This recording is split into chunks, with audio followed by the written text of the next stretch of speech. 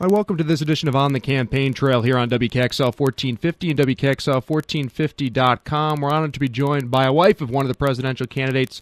Cindy McCain is the wife of United States Senator John McCain, who is running for the presidency on the Republican ticket from Arizona. She joins us here on the Campaign Trail. Mrs. McCain, how are you? I'm good, thank you. How are you? Great, and thanks for joining us here on this edition of the program. And we've talked to obviously a lot of the candidates, and there's so many this time around. And it seems that running for the presidency, and you've obviously done it before in 2000, takes such a toll on the family. And for you, was it a difficult decision, or was it always something that it was there that John was going to run for the presidency here in 2008?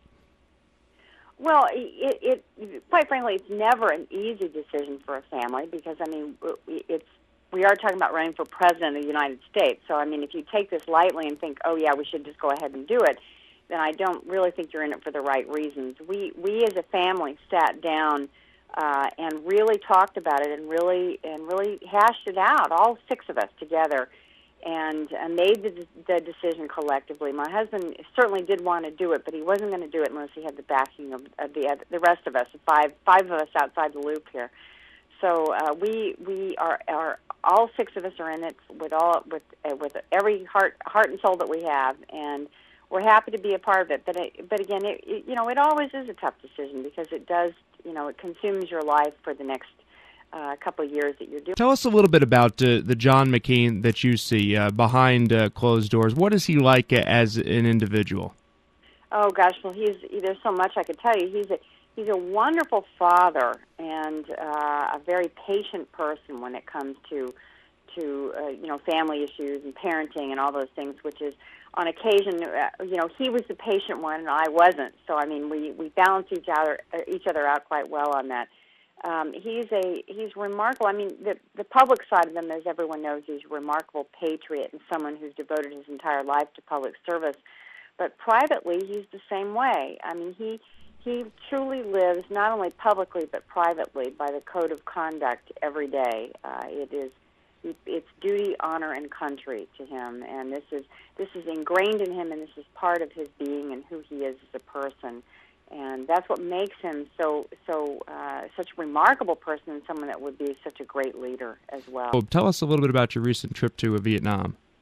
Well, I sit on the board of Operation Smile, which is an organization that provides facial reconstructive surgeries primarily for cleft palates to children that are less fortunate around the world. And so it's a marvelous organization, and I'm just so proud to be a part of them. And I've traveled with them quite extensively, actually, around the world.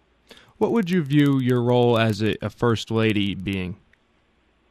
Well, first of all, I don't think of that on a regular basis. I think of it only when people like you ask me, because I never want to put the cart before the horse on Right. this. But if I were so lucky to be offered the opportunity to be First Lady, I would continue doing what I'm doing right now, and even more so. I believe in service. I believe in giving back, and I would take what I do and take it to our country and to the world, and encourage people to get involved, be it in your neighborhood, be it in your community, your city, your state, or internationally the way that I do. But get involved. Take that Saturday, and instead of sitting and watching a football game, give your time that you would be spending watching a football game to something else that is greater than your own self-interest. I call it my world challenge. We do not have a good reputation around the world right now, and there's in many countries that I've been working for a long time, years ago, when things were, they were happy and proud to be seen with an American and see Americans coming and they think that they're being saved. It's not that way anymore. We're not viewed as the knight in shining armor anymore. We're viewed in much less in much less of a fashion. I mean, it's to me, it breaks my heart when I see that happening, especially in countries that I've been involved in, because I really view Americans as being the best and that the world has to offer. And when we're not viewed that way anymore, it really is it wrenches my heart. And we look at the way that the Congress is also viewed in this country. A new Gallup poll that's out, and Gallup has been around since 1973, says 14% of Americans have a great deal of confidence in Congress, which is an amazing and staggering number. Only 14% have a great deal of confidence in what's going on down in Congress. What do you attribute that to in your estimation? And now you see a Congress that is corrupt, that is in it for themselves, that it's all about me, instead of what they were sent to Congress to do, and that is to serve others. So, being in Congress is about public service. It's not about helping yourself. Bill, as your husband has been attacked along with Trent Lott and other Republican leaders who have supported the immigration bill. Do you see that as well, the partisanship? And there's been so many calls that have been put forth towards Trent Lott's office from various Republican groups and your husband as well. Well, yes. I mean, certainly you see partisanship, and as I said, they're in it for me. Instead of being in it for the cause, which is what they were elected to do, they're in it for themselves. And these guys that don't have a better idea, they shake, rattle, and roll and demean everybody in there, like Trent Lott, like my husband, but they don't have a better idea. At least men like my husband and Trent Lott and others, Don Kyle and others in Congress, put forth an idea. It may not be the best idea, but let's start talking about it. Let's get an issue like immigration out and handled and settled in some way. Get it started.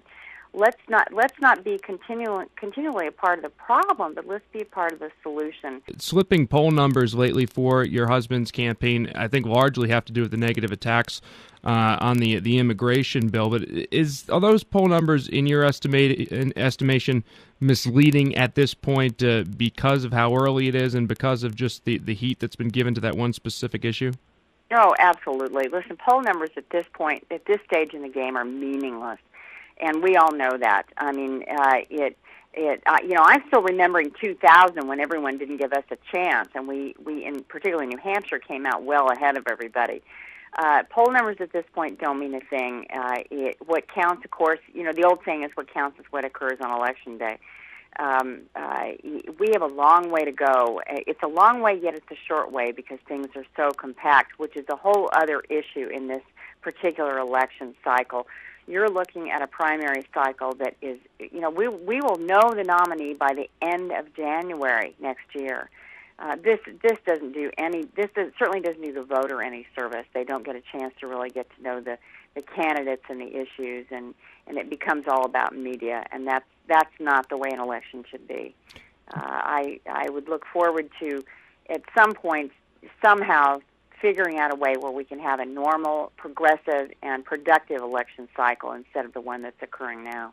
And people have talked about, and I'd like to get your thoughts on this, and I know we're short on time, we'll have to let you go soon, but your thoughts on the advanced primary cycle and the effect that it's going to have on Iowa and New Hampshire. In my estimation, I think that Iowa and New Hampshire are actually going to be more powerful this time than in previous years, because we've seen how in the current media cycle how things work.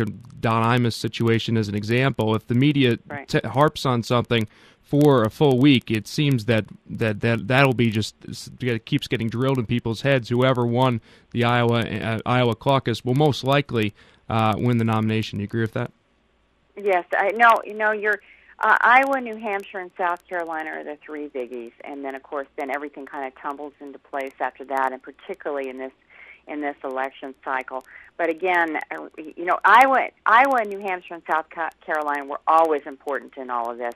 Their role now is even more important, but it doesn't give the voters a lot of time, and it certainly doesn't give the candidates a lot of time to be able to get their message out. And so I'm, from the inside of this whole thing, I'm disappointed that the cycle is so compact, only because it doesn't. I don't think it gives everyone a just ability to be able to let everyone know what they're all about. Well, Mrs. McCain, we're looking forward to seeing you. I assume you'll probably be coming up with your husband in July, as he has a couple of trips. I am. Yes, I will be there in July. Excellent. We look forward to seeing you guys out on the campaign trail on the Straight Talk Express once again. Thank you very much. And again, I thank the voters of New Hampshire, because New Hampshire is still all about retail politics and getting to know the candidate. And from a candidate standpoint, we appreciate the involvement of the people of New Hampshire. Absolutely. Thank you so much for your time. Look forward to seeing you.